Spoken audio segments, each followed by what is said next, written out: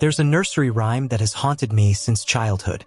It's one of those silly little songs we all sang growing up, the kind that made no sense but felt magical when you were young.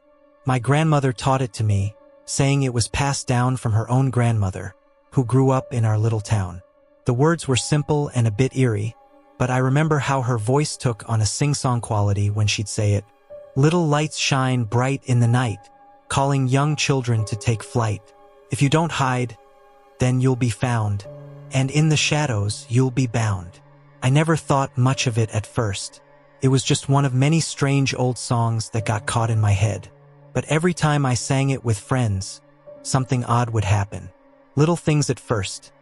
Leaves rustling though the air was still, a chill down the spine on a hot summer's day, or faint shadows flitting at the edge of our vision. Still, we were kids, and kids are prone to overactive imaginations. My friends and I convinced ourselves it was just a trick of the mind, though we always dared each other to sing the rhyme again, just to see if the shadows would return. One summer evening, my cousin Rosie stayed over. She was the type who would never back down from a dare, which is why we ended up singing the rhyme together as the sun dipped below the horizon. I remember the way her voice trembled slightly on the last line, and when she looked at me, I could tell she'd felt it too. That strange sensation like being watched. It wasn't long after that Rosie started talking about the shadows in her room at night.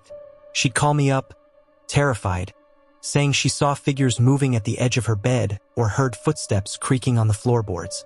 Her parents brushed it off, saying she was just having nightmares or maybe even sleepwalking. But I could hear the fear in her voice. She asked if I had seen the same shadows, and I lied, telling her no, even though I'd begun to see them too. My grandmother was the only one who took us seriously. She pulled me aside one evening, her face shadowed and somber, and told me the rhyme had been used in an old ritual, something the children at an orphanage down the road had sung. The orphanage had closed long before I was born, left to rot at the edge of town, a lonely skeleton of its former self. My grandmother wouldn't tell me why they sang it, only that it was said to summon the shadows, spirits that sought the lost or the lonely. "Don't say it again, dear," she warned. "The shadows only need to be called once." But being kids, we didn't listen. Rosie and I gathered our friends, and we all dared each other to sing the song at night, standing at the edge of the woods near the old orphanage. It was half excitement, half fear, a challenge to see who was brave enough to face the darkness. And each time, the air would grow colder, and the shadows would appear, just as we finished the rhyme. But this time, they lingered, staying longer, moving closer, like they were looking for something. I began to have nightmares, visions of children with pale faces and hollow eyes, reaching out to me, their voices whispering words I couldn't understand. Felt like a warning. And Rosie, she was different too. She became distant, her once fiery spirit dampened, as though something had sapped the life out of her. One night, I woke to a freezing chill in my room, even though it was the middle of summer. As I sat up, I could feel something watching me from the corner of my room. I froze, paralyzed by a primal fear that I'd never felt before. And then, just barely, I saw them. The faint outlines of children, their eyes wide and empty, staring at me. I blinked and they were gone. But I knew what I'd seen. The next day, Rosie didn't come to school. When I went to check on her, her mother looked tired and defeated, saying that Rosie was sick, caught up in a strange fever that had left her bedridden. She didn't wake up, her mother said, though her eyes would open from time to time, wide and blank, staring at something no one else could see. My grandmother pulled me aside that evening and told me the truth. The rhyme had been chanted by children at the orphanage before they disappeared, vanishing without a trace. The shadows, she explained, were said to be spirits bound to this world, drawn to the innocence of children who dared to call them. By singing the rhyme, we had invited those spirits to find us. I was racked with guilt, convinced that I'd caused Rosie's illness. Desperate to save her, I asked my grandmother how to make it stop. She hesitated, but eventually, she told me about a ritual to send the shadows back. That night, I gathered the courage to go to the old orphanage alone, clutching a candle, repeating the words she'd taught me. Spirits bound, return tonight, Leave the young and take your flight. Go back to shadows, take your rest. We'll call no more. You are blessed. It was the longest night of my life, and I could feel something in the darkness shifting, as if watching me, waiting for my resolve to break. But as I finished the last line, the air grew still. The cold dissipated, and for the first time in weeks, I felt safe. Rosie began to recover shortly after, though she never spoke of that summer again. I never sang the rhyme again, either, but sometimes, on particularly dark nights, I still hear the faint echoes of children's voices on the wind, chanting those haunting words. As a child, I was fascinated by the stories that floated around school, tales of monsters and spirits, the kind of things that sent shivers down my spine yet sparked my imagination. Among them was the legend of the Sandman, a figure that my classmates claimed would come for you if you didn't sleep with your closet door closed. I chuckled at their tales, thinking it was just a way to scare the younger kids. But as I lay in bed one night, listening to the wind howl outside, a chill crept up my spine. It was late, and I was supposed to be asleep. I had my favorite stuffed animal, a worn-out teddy bear, clutched in my arms. The only light in my room came from the street lamp outside, casting long shadows that danced eerily across the walls. My mom always told me to close my closet door before bed. She'd say it was just a habit, but I could tell she meant it. I never questioned her wisdom, even as I got older. One evening, after a long day at school, I found myself lying in bed, feeling unusually brave. I remembered the stories my friends had told about the Sandman, and how he supposedly lurked in the dark, waiting for a chance to snatch you away if you left your closet door open. That's ridiculous, I thought. There's no such thing. In a fit of bravado, I decided to test my courage. I swung my legs over the side of the bed, stood up, and walked over to the closet. With a deep breath, I flung the door wide open, letting the darkness spill into my room. That night I barely slept. The wind howled outside, and every creak of the house made my heart race. I could swear I felt eyes on me, watching from the shadows. My mind replayed every story I'd heard, and I found myself too afraid to move. As the hours passed, I heard a faint whisper, so soft I could barely make it out. It seemed to come from the closet, and it sent a shiver down my spine. "Come play with me." The voice was sweet yet laced with a chilling undertone. I held my teddy bear tighter, trying to convince myself it was just my imagination. But deep down, I knew something was off. I closed my eyes, willing myself to drift off to sleep, but the whispering continued, growing louder and more insistent. "Come play with me, come out to the dark." I finally mustered the courage to peek into the closet, half expecting to see nothing but my clothes hanging in darkness. Instead, I found an empty space at the back, where the shadows seemed to writhe and twist. I felt a strange pull, a compulsion to step inside, as if the darkness itself were inviting me to join it. I shook my head, breaking the spell. "It's just the wind," I whispered to myself. I slammed the closet doors shut, heart racing, and crawled back into bed, determined to ignore the creeping fear. But sleep wouldn't come. Instead, I lay there, listening to the whispering and feeling the weight of something unseen pressing against my chest. It was then that I noticed the shadows in the corner of my room, darker than the rest, moving as if alive. I turned on my bedside lamp, and the shadows retreated, but I knew they were still there, lurking just out of sight. Over the next few days, things grew stranger. I began having vivid nightmares where I found myself in that dark closet, surrounded by shadowy figures, their faces obscured, beckoning me to join them. I would wake up drenched in sweat, heart pounding, the whispering still echoing in my ears. I tried to tell my friends at school about it, but they just laughed it off, saying it was just a story. "You're being silly," one of them said, rolling her eyes. "The Sandman isn't real." But I couldn't shake the feeling that I had disturbed something. Then, one night, I had the dream again. But this time, I felt a presence beside me. I turned to see a small figure, a child with pale skin and hollow eyes, staring up at me. It smiled, a twisted, unsettling grin that sent chills through me. "Come play with us," it said in a sing-song voice that mimicked the whispers from my waking hours. Terrified, I bolted upright in bed, screaming, my heart racing as I fumbled for the light. The figure vanished, but the feeling of dread lingered. I knew I had to do something. The Sandman had come for me, and if I didn't act, I feared I would soon join the ranks of the shadows. The following day, I sought out my mom. I could barely put my fears into words, but I managed to explain the nightmares and the whispering voices.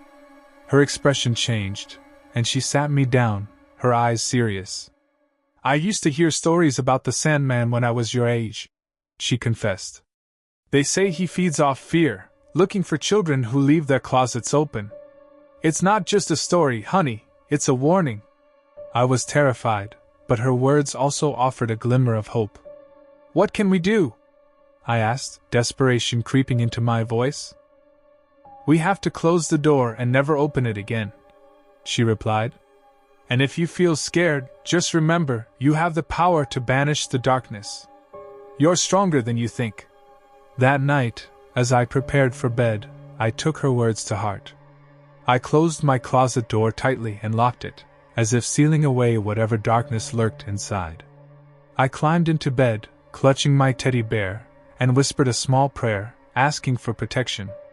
As I lay there, the shadows crept back into the corners of my room, but I didn't let fear take hold. I focused on my mom's words, reminding myself that I had the strength to keep the Sandman at bay. Gradually, the whispering faded.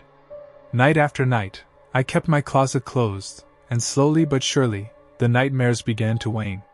The shadows remained, but they no longer felt as menacing. I could sleep without fear, and the chilling voice that had haunted me began to fade into memory.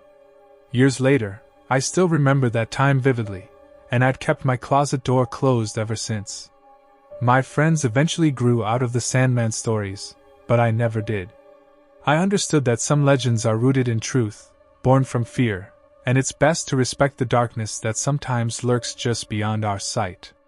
Sometimes, I still catch myself glancing at the closet, a soft smile crossing my lips as I remember my mother's words. I may have banished the Sandman, but I know now that the shadows can't be entirely erased. They simply wait for the next child to dare open the door. It was during recess that I first heard the jump rope chant. The air was warm, and the playground was filled with the happy shouts and laughter of children. I was sitting under the old oak tree, tying my shoelaces, when I noticed a group of girls clustered around a skipping rope. They moved in perfect rhythm, their feet hitting the ground in time with the chant that spilled from their lips. Down by the river where the wildflowers grow, 3 little girls with secrets they know. Hide them well, don't let them see, or the shadows will come for you and me. I remember the way their voices rose and fell, almost hypnotic as they recited the words. It seemed innocent enough at first, just another silly rhyme that kids invented to pass the time. But as I watched, a shiver ran down my spine. One of the girls, a small brunette named Abby, stumbled over the rope and missed a beat. Instantly, the laughter stopped, and the other girls went quiet, their eyes wide with something that looked almost like fear. Abby scrambled to her feet, brushing dirt from her knees. "I'm okay," she called out, but no one laughed or smiled. Instead, they exchanged worried glances, and I couldn't help but notice how their eyes kept darting toward the edge of the playground, where the woods began. The moment passed quickly, and soon, they were laughing and playing again, but the unease lingered. Curiosity got the better of me, and later that day, I asked my friend Sam about the rhyme. He was a year older and always seemed to know everything about our town's history and legends. When I mentioned the jump rope chant, he stiffened. "They shouldn't be playing that game," he said in a low voice. My older brother told me it's bad luck. People say it's cursed. Cursed? I echoed, rolling my eyes. "It's just a song, Sam." He shook his head. "No, seriously. A long time ago, 3 girls went missing from this very playground. They were last seen playing jump rope, chanting that same rhyme. Nobody ever found them." A chill ran through me, but I tried to laugh it off. "That's just a story to scare little kids." Sam didn't look convinced. "Maybe, but weird things do happen when you mess up the chant."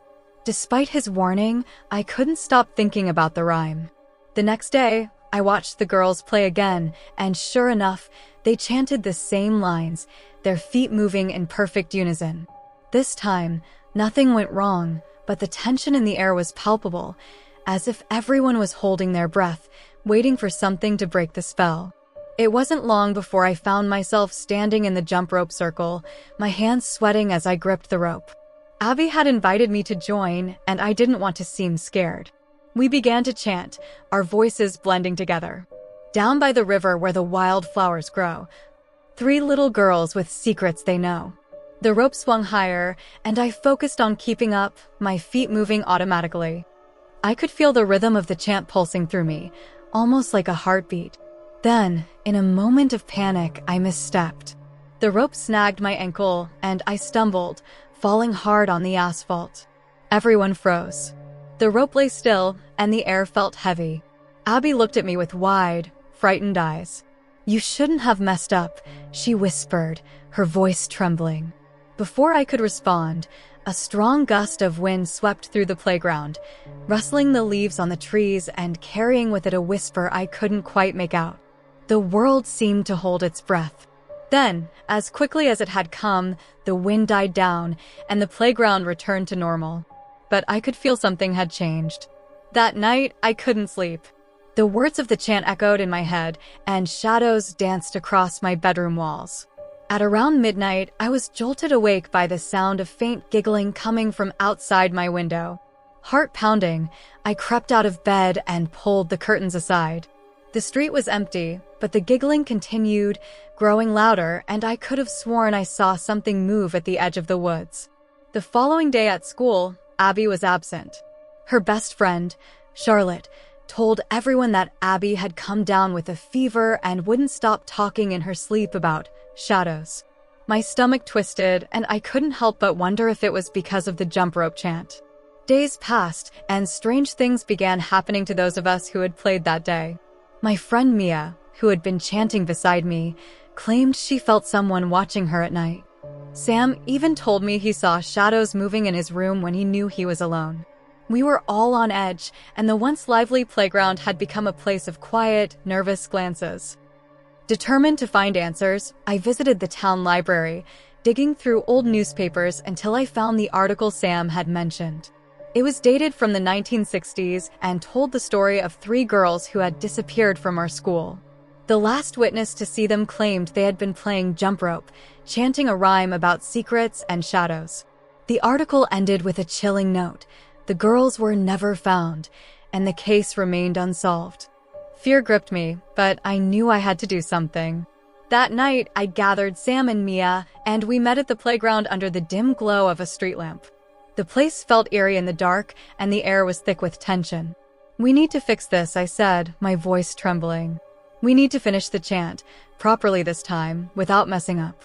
Reluctantly, we picked up the jump rope and began to chant, our voices shaking but determined. Down by the river where the wildflowers grow, 3 little girls with secrets they know. Hide them well, don't let them see, or the shadows will come for you and me. We completed the rhyme, our feet moving in perfect rhythm. The wind picked up again, but this time, it felt different, less threatening, almost as if it was carrying something away. The shadows at the edge of the playground seemed to melt into the night, and the heavy feeling lifted. The next day, Abby returned to school, looking pale but smiling. The strange occurrences stopped, and the playground felt safe again, though the chant was never sung by any of us. I never played jump rope after that, and whenever I passed the woods, I avoided looking into the shadows, afraid of what I might see.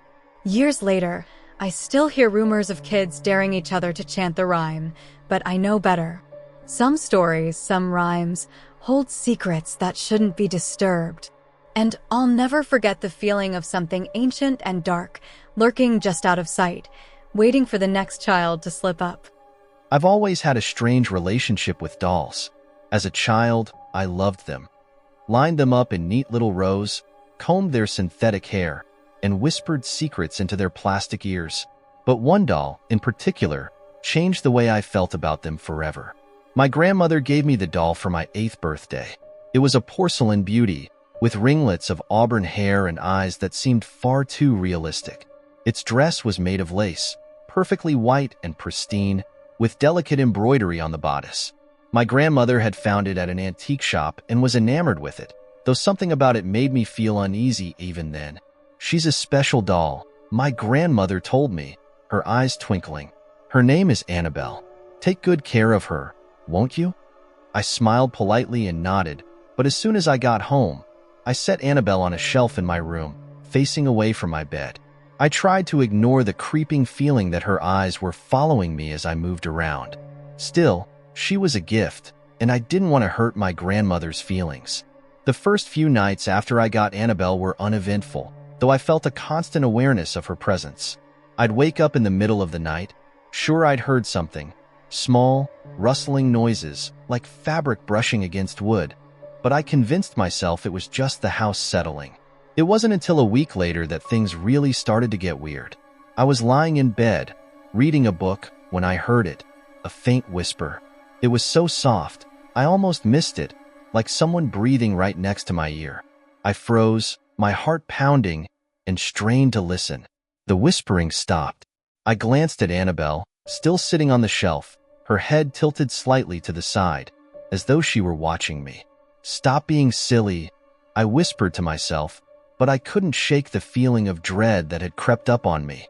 The next morning, I woke to find Annabelle facing a different direction. I frowned, sure I had left her turned away from the bed, but I brushed it off, thinking maybe I'd just forgotten.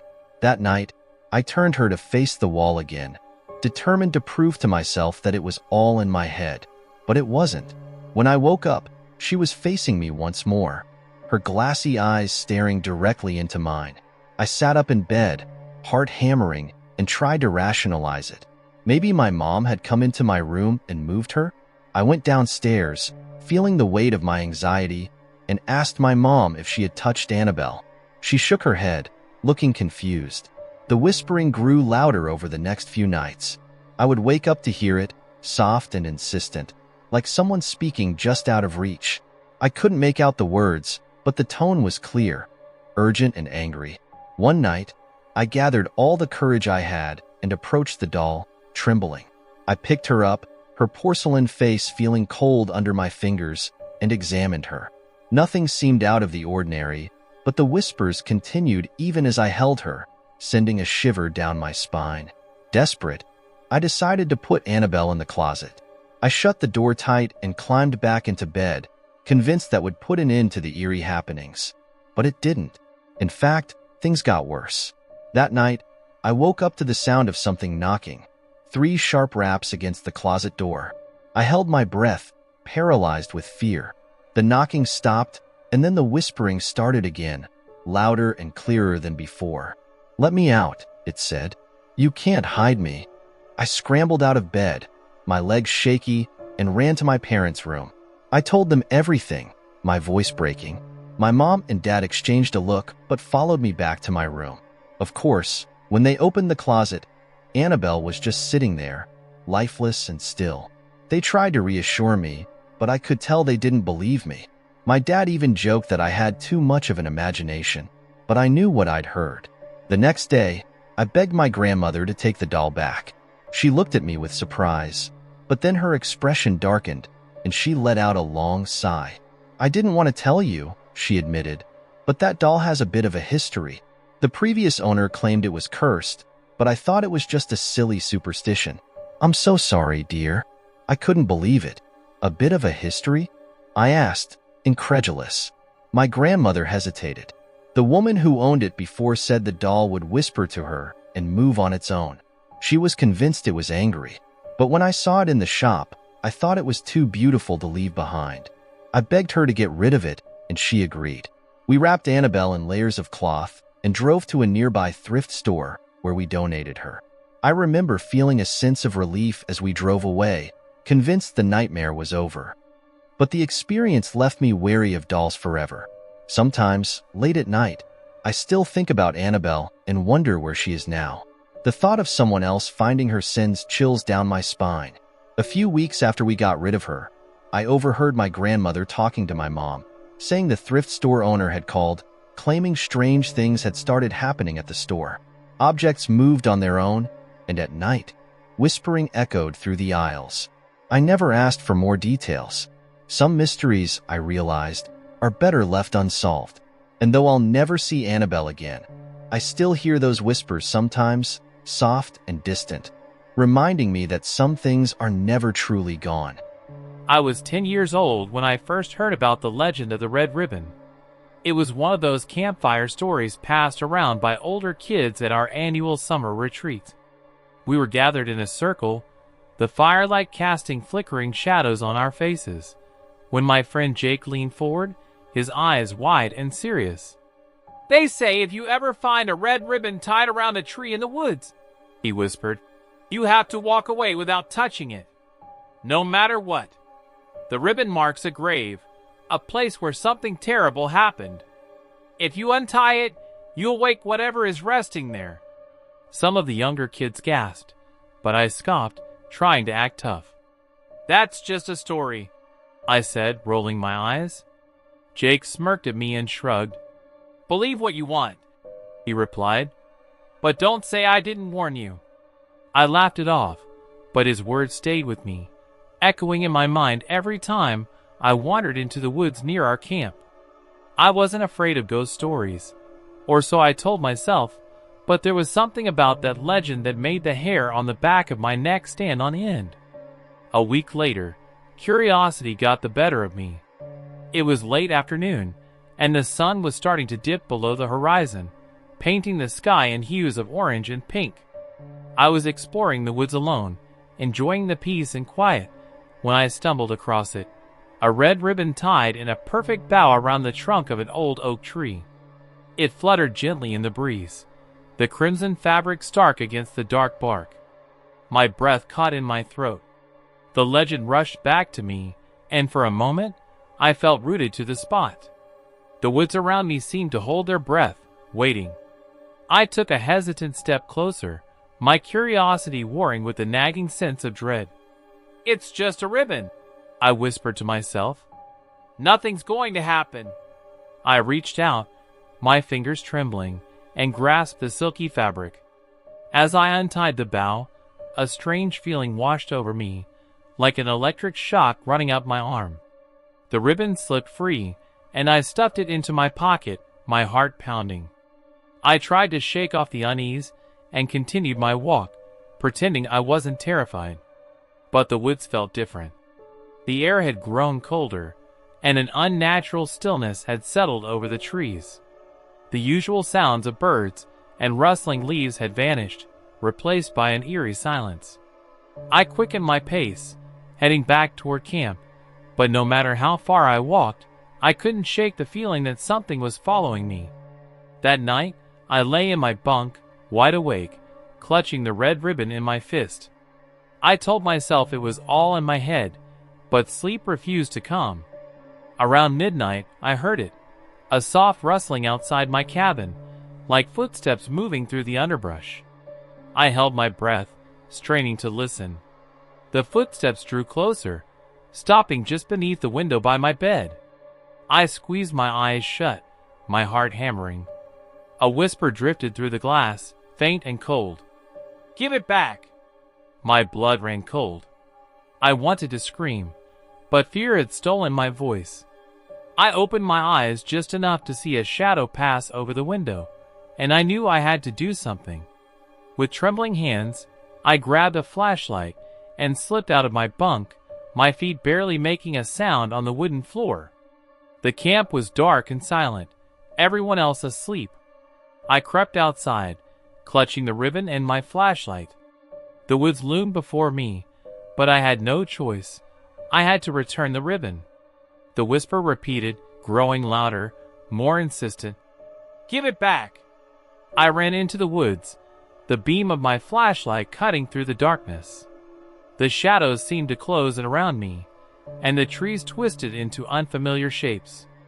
My breath came in ragged gasps, and I felt the presence growing stronger, closer. Finally, I reached the old oak tree, its gnarled branches stretched out like claws. I tied the red ribbon back around the trunk, my hand shaking so badly I could barely manage the knot. As soon as the bow was secure, the air shifted. The oppressive weight lifted, and the wood seemed to exhale, the night sounds returning in a rush. I backed away from the tree, my heart still pounding, and then sprinted back to camp without looking back. When I stumbled into my cabin, I collapsed onto my bunk, my entire body trembling. I didn't sleep a wink, and the next morning, I had dark circles under my eyes. Jake noticed and raised an eyebrow. "Rough night?" he asked, a knowing grin spreading across his face. I didn't have the energy to lie. "I saw the ribbon," I muttered, and his grin faded. He stared at me, his expression serious. "You didn't untie it, did you?" he asked, his voice barely a whisper. I hesitated, and he swore under his breath. "You're lucky you're still here," he said. "People who mess with the ribbon, they don't always come back." I didn't want to believe him, but I couldn't deny what I'd experienced. Even now, years later, I sometimes dream of that night. I see the old oak tree, the red ribbon tied in a bough, and I feel the cold whisper of a presence that should never have been disturbed. I've learned to respect the legends, to leave things as they are. Because some warnings aren't just stories, they're meant to keep us safe. And I'll never forget that voice, echoing through the dark woods, demanding what I had taken. Even now, in the quiet hours of the night, I swear I can still hear it. "Give it back!" It was late one Friday night, and I was driving home from my friend's house. The road I took was a lonely stretch of asphalt, cutting through a dense patch of forest that seemed even more foreboding under the cover of darkness. My car's headlights illuminated the empty road ahead, casting long shadows that seemed to dance among the trees. The clock on my dashboard read 1:23 a.m., and all I could think about was getting home and crawling into bed. I turned a corner, and that's when I saw them, 2 kids standing by the side of the road. They couldn't have been more than 10 or 11 years old. The girl had long, dark hair and wore a white dress that looked almost luminous in the headlights. The boy, slightly taller, wore a hoodie and jeans. They were standing so close to the road that I nearly slammed on the brakes, afraid I might hit them. My car came to a stop, and I rolled down the window, heart pounding. "Are you kids okay?" I called out, my voice echoing in the stillness. They didn't answer right away. Instead, they both turned to look at me, and I immediately regretted stopping. Their faces were pale, almost waxy, but it was their eyes that made my blood run cold. They were pitch black, with no whites or irises, just endless, inky darkness. The girl stepped forward, her bare feet moving soundlessly on the pavement. "Please," she said in a small, monotonous voice, "can you give us a ride home?" A shiver ran down my spine. Every instinct I had screamed at me to hit the gas and get out of there, but there was something about her voice that held me frozen in place.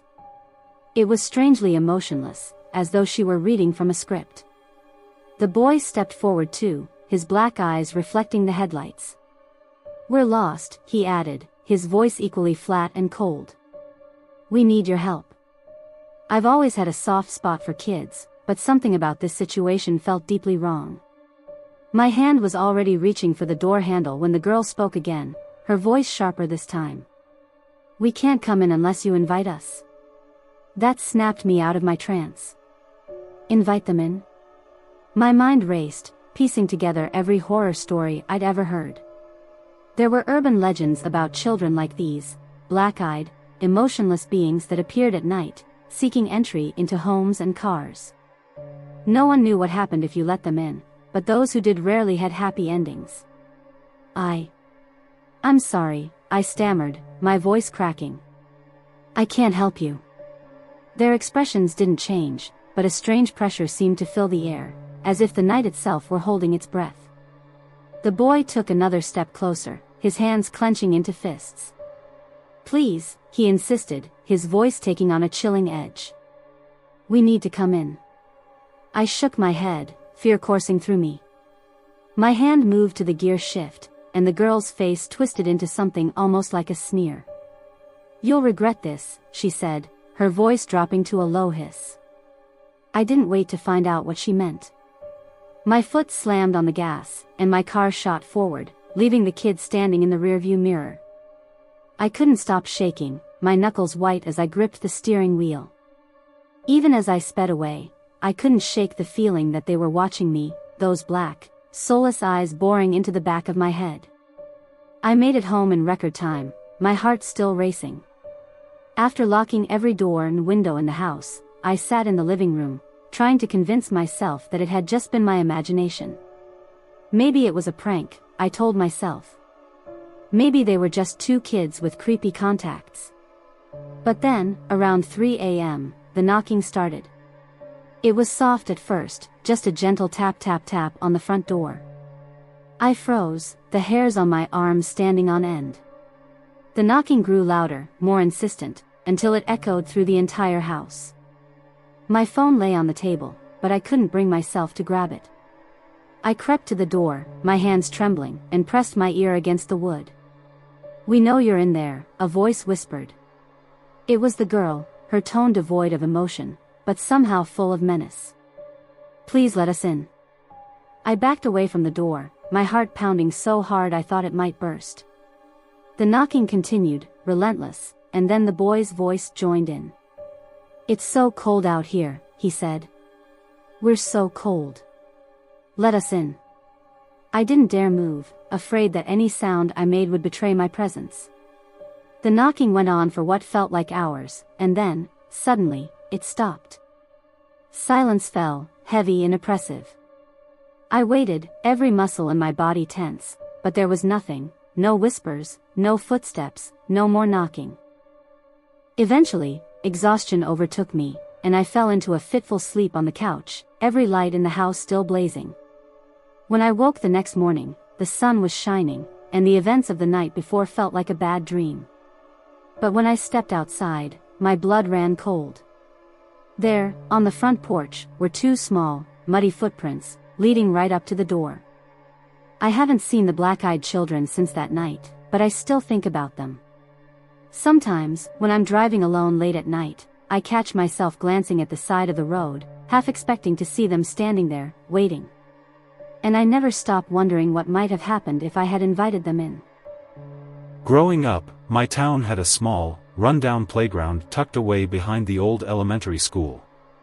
Most of the equipment had rusted or broken down over the years, and the place was practically a ghost town, save for a few brave kids who would occasionally venture there. The swings creaked even when there was no breeze, and the merry-go-round was frozen in place, covered in a web of vines. But the most unsettling thing about the playground was the legend that surrounded it. People in our town swore that the playground was haunted by the ghost of a little girl named Emily. The story went that she had died there decades ago, after a tragic accident on the playground's rickety slide. Some claimed that if you went to the playground at night, you could hear her laughter or see her ghostly figure swinging back and forth, her silhouette barely more than a shadow. My friends and I always loved to spook each other with the story, but deep down, none of us really believed it. At least, not until one summer evening. I was 13, and it was one of those humid nights where the air felt heavy with the promise of an approaching storm. My friends, Sam and Lucas, had dared me to go with them to the playground and stay there until midnight. I laughed it off, even though my stomach churned at the idea. We were bored, restless, and eager to prove we weren't afraid of old ghost stories, so I agreed. We arrived at the playground just before 11. The place was eerily silent, the only sound coming from the occasional rustle of leaves and the distant hum of traffic. We brought flashlights, but their beams seemed to barely cut through the thick darkness. The playground felt different at night, more oppressive, as if the shadows were alive and pressing in around us. "Okay," Sam said, trying to sound brave. "We stay here until midnight." "Easy." "Yeah," Lucas added, though his voice wavered a bit. "Easy." We wandered around for a while, joking and pretending not to be scared. I even climbed onto one of the old swings and gave it a push, trying to make light of the whole thing. But then, around 11:30, the atmosphere shifted. The air grew colder, and the hairs on the back of my neck stood up. It was as if we weren't alone anymore. "Do you feel that?" I asked, my voice barely a whisper. Sam and Lucas looked at me, their faces pale in the dim light. Before they could answer, we heard it, a faint giggle, echoing through the darkness. We froze, every muscle in our bodies tensed. The laughter sounded like it belonged to a young girl, and it sent a chill down my spine. Sam swung his flashlight around, illuminating empty slides, motionless swings, and the overgrown merry-go-round. "Who's there?" he called, trying to sound braver than he felt. The only response was another giggle, closer this time. Lucas grabbed my arm. "This isn't funny, man," he whispered, his voice shaking. I shook my head, just as terrified as he was. I could feel something in the air, a presence, heavy and cold, watching us. Then, the swing next to the one I had been sitting on began to move. Slowly at first, and then with more force, as if someone invisible was sitting on it, pushing it back and forth. The creaking of the rusted chain filled the silence, and we all took a step back, our flashlights trembling in our hands. "Let's get out of here," Lucas hissed, but I couldn't move. My feet felt like they were rooted to the ground, and my eyes were locked on the swing. That's when I saw her. Standing at the edge of the playground, just beyond the broken jungle gym, was a little girl. Her dress was tattered and dirty, and her long hair fell in matted strands around her face.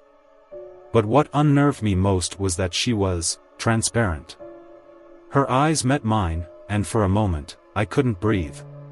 She tilted her head and pointed toward the slide, the very one from the legend. The rusted, crooked structure loomed in the shadows, and I knew, deep down, that she wanted me to follow her. Her lips moved, but no sound came out. It looked like she was whispering my name. Sam and Lucas were already backing away, but I stood there, transfixed. I didn't want to follow her, but I couldn't shake the feeling that she needed me to. My heart hammered in my chest as she turned and drifted toward the slide, her figure flickering like a candle flame. "Hey!" Sam yelled, breaking the spell. He grabbed my arm and yanked me back. The girl vanished, and the air seemed to warm slightly, but I still felt her presence lingering. Without another word, we took off running, our footsteps pounding against the cracked asphalt as we fled the playground. We didn't stop until we were back in the safety of Sam's house, our chests heaving with the effort of running. We didn't speak of what we saw for a long time, but I knew we all remembered it vividly. The image of that ghostly girl stayed with me, haunting my dreams and making me jump at shadows. Years later, I learned that Emily had been a real girl. The old accident reports confirmed that she had died at that very playground, her life cut tragically short. Locals said her spirit remained, still wanting to play, still trying to reach out to anyone who would listen. To this day, I can't walk past an old playground without feeling a pang of sadness and fear.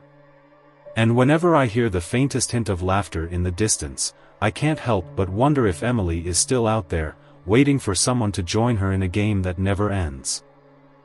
When I was 8, my grandmother gave me a porcelain doll for my birthday. It was beautiful, dressed in a Victorian-style blue dress with lace trim, and its glossy ringlets framed a porcelain face with strikingly lifelike blue eyes.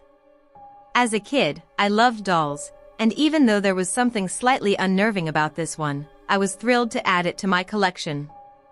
I named her Lily and set her on a shelf in my bedroom, alongside my other dolls. But over time, I started noticing strange things.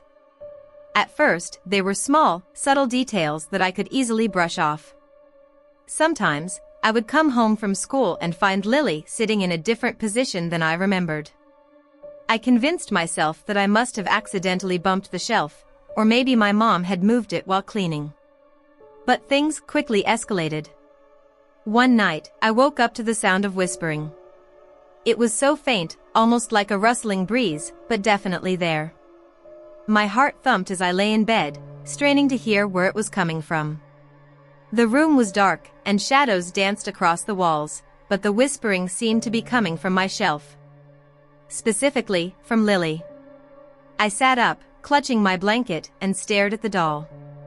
Her porcelain face seemed to gleam in the moonlight filtering through my curtains, and her unblinking blue eyes appeared to watch me. I told myself it was just my imagination, that I was being silly, and pulled the covers over my head. But the whispering didn't stop. The next morning, I told my mom what I'd heard. She gave me a sympathetic smile and assured me it was just a dream, that I was probably hearing the house settling. I wanted to believe her, so I did my best to put the experience behind me. But things only got stranger. A few days later, I came home from school to find my bedroom door ajar. I knew I'd closed it that morning. My mom was strict about keeping my room tidy, and I always made sure to shut the door. When I stepped inside, I was startled to see Lily sitting on my bed, propped up against the pillow. My other dolls were still on the shelf, untouched, but Lily had somehow moved. I asked my mom if she'd moved the doll, but she insisted she hadn't been in my room all day. Unease prickled at the back of my neck, but I tried to laugh it off, placing Lily back on the shelf and convincing myself that there had to be an explanation. That night, the whispering returned, louder this time. It sounded almost like someone was reciting a nursery rhyme, but the words were garbled, like a broken record. I forced myself to get out of bed, my legs trembling, and walked over to the shelf. I picked Lily up, and for a moment, the whispering stopped. The room was so quiet that I could hear my own heartbeat. I turned the doll over in my hands, feeling foolish. But just as I was about to set her back down, I heard it again, so close it felt like the whisper was coming from right inside my head, "Play with me." I screamed and dropped the doll. My mom came rushing into the room, and I tried to explain what had happened. She looked concerned, but still didn't believe me. "You've been watching too many scary movies," she said, gently scolding me as she picked Lily up off the floor and placed her back on the shelf. After that, I avoided playing in my room as much as possible. I'd do my homework at the kitchen table and only go into my room to sleep. But Lily wasn't content to be ignored. The whispering became a nightly occurrence, and sometimes I'd wake up to find the doll in different places, sitting on my desk, lying on the floor, or once even perched on the windowsill. I finally decided I couldn't take it anymore. One weekend, when my mom was out running errands, I took Lily and put her in a box in the attic. I felt a surge of relief as I closed the attic door, convinced that the nightmare was over. But that night, the whispering came back. Only this time, it was louder, angrier. It echoed through my room, and I swore I could hear little footsteps padding around the floor. I buried myself under my blankets, tears streaming down my face, and prayed for it to stop. Eventually, exhaustion claimed me, and I fell into a restless sleep. The next morning, I found Lily sitting on my nightstand, her blue eyes staring into mine. My mom insisted she hadn't taken the doll out of the attic, and I knew she was telling the truth. Fear rooted itself deep in my chest. I didn't know what Lily was, but I knew she wasn't just a doll. Desperate, I told my grandmother about what was happening. Her face went pale, and she took a deep, shaky breath. "I should have told you," she said, wringing her hands. "That doll belonged to my sister, Margaret. She died when she was very young. Your great-grandfather had the doll made in her memory, but strange things always seemed to happen around it." I begged her to take Lily back, and she agreed. We placed the doll in a box and drove it to my grandmother's house, where she stored it away in the basement. The whispering stopped after that, and for the first time in weeks, I was able to sleep peacefully. But sometimes, when I visit my grandmother, I swear I can hear a faint whisper coming from the basement. I make sure to keep my distance, never daring to go down there.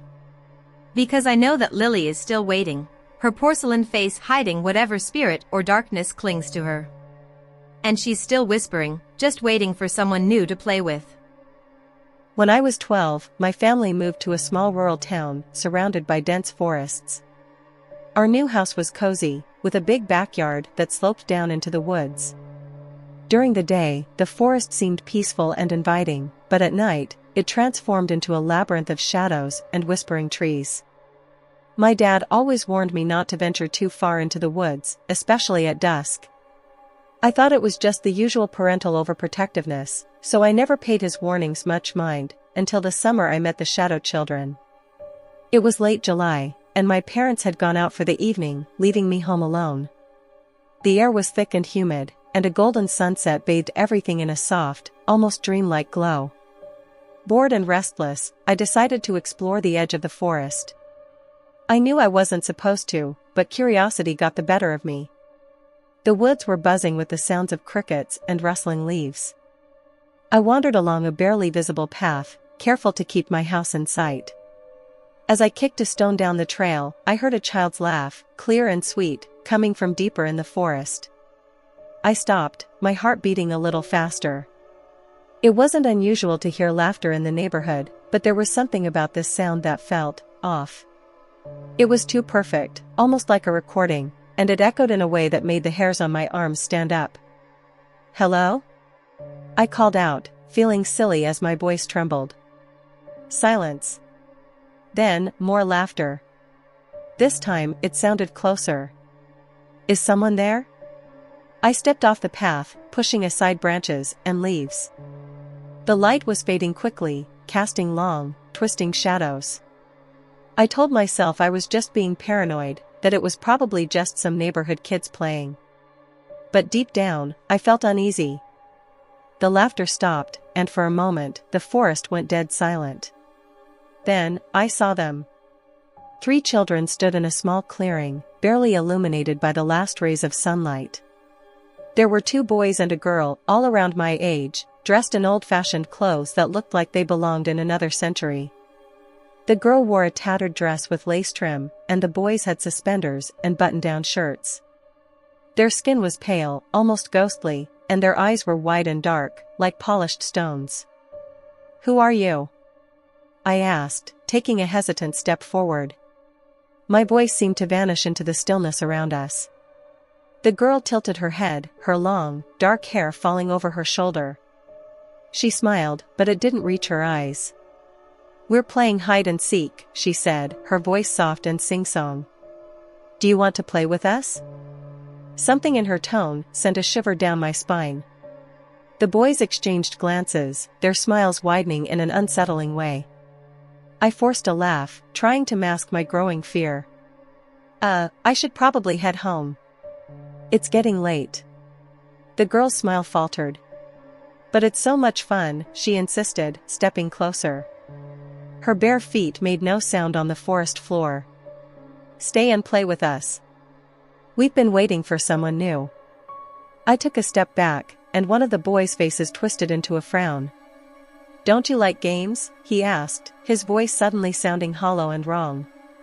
The shadows around them seemed to grow darker, creeping closer, as if the forest itself were alive and drawing in. My instinct screamed at me to run, but my feet felt rooted to the ground. I really need to go," I stammered, inching backward. The children's smiles disappeared, replaced by expressions of anger and sadness. "You can't leave," the second boy whispered, his voice carrying a strange echo. "We never got to leave."